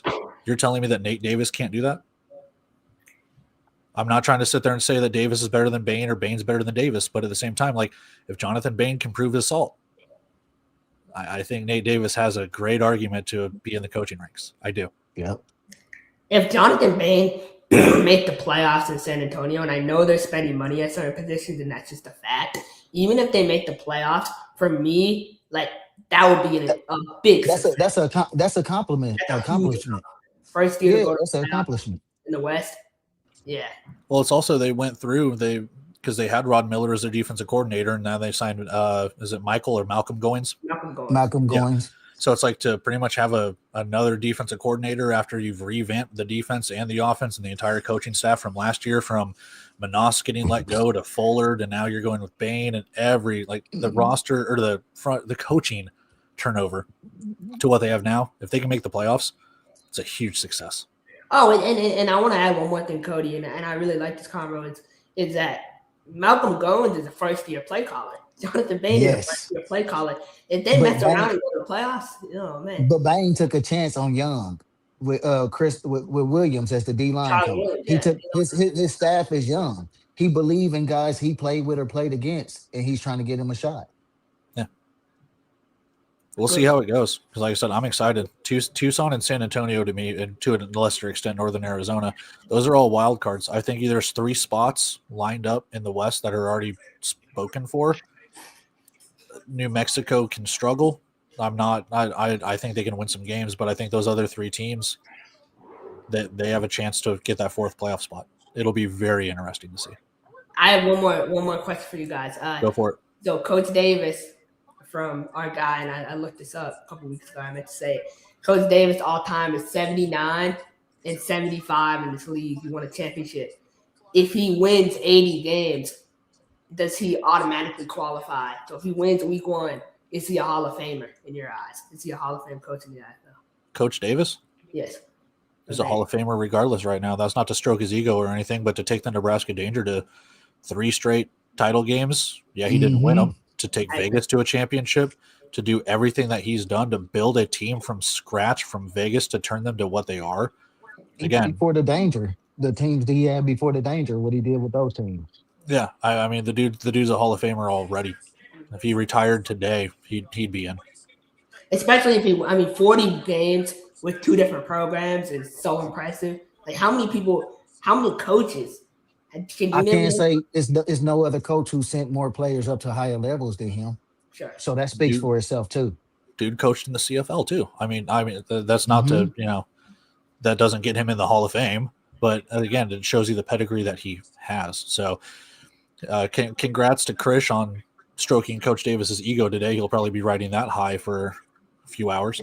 But I got to give him credit when credit's due, man. 80 wins. I will say that's a big deal. I mean, to win And you 80. said he got a better track record than y'all in this league right now. look at this relationship where Coach Davis just talks S on Krish the entire time, and Krish is like, "Yeah, you're a really good coach."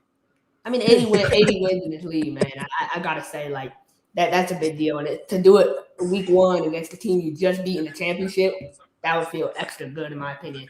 But I see this coming from Coach LeGrand, Thump City. I'm gonna be there week one, Coach. So I hope you're ready. But I mean, Yeah. Coach is doubling down. You hear what he said on the recent podcast?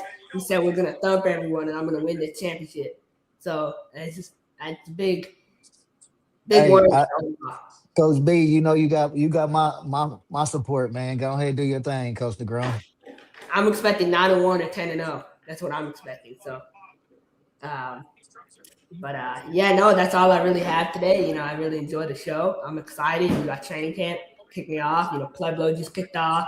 Omaha reports tomorrow. We report in, I believe let's see what day is it. We report in about 8 days to training camp. So we got the March 1st date, and then we got a bye week the first week of the season. So it'll be good.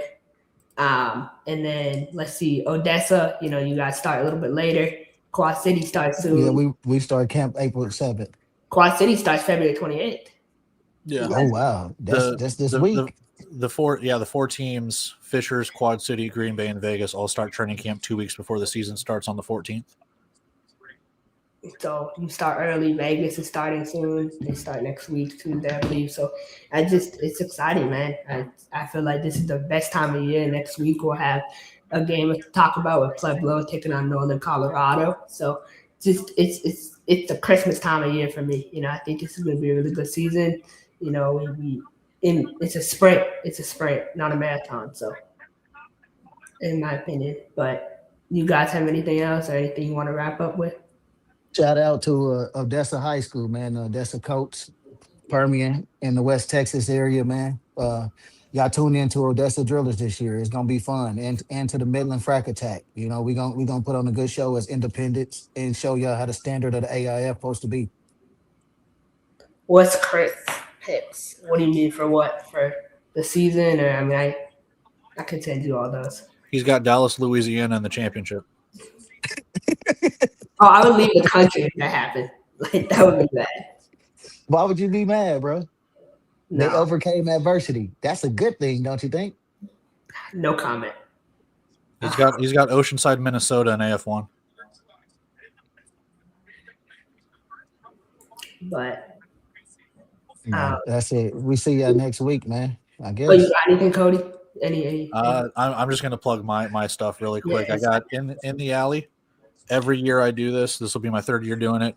Team by team previews, looking at the rosters, looking at the schedule, key signings, key departures, team information, everything you need to know about the team that you might want to root for or the team you already root for.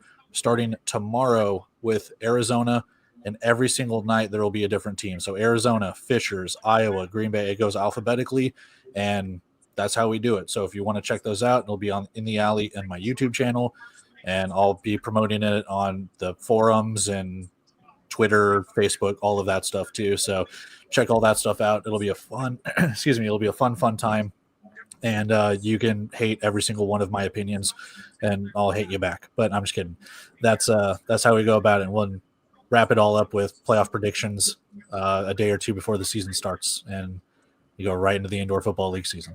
So it'll be fun. Shout out to AJ and them over at the AAL, man. I like what they doing and how they've been moving. So congrats on what y'all doing this year to come back as well. I'm excited for AAL season. I think Columbus is going to run through everyone, but that's just my opinion. And then, I'm going to tag you when I make my Minnesota picks. Best believe. But I'll see you guys next week. And just make sure to like and subscribe.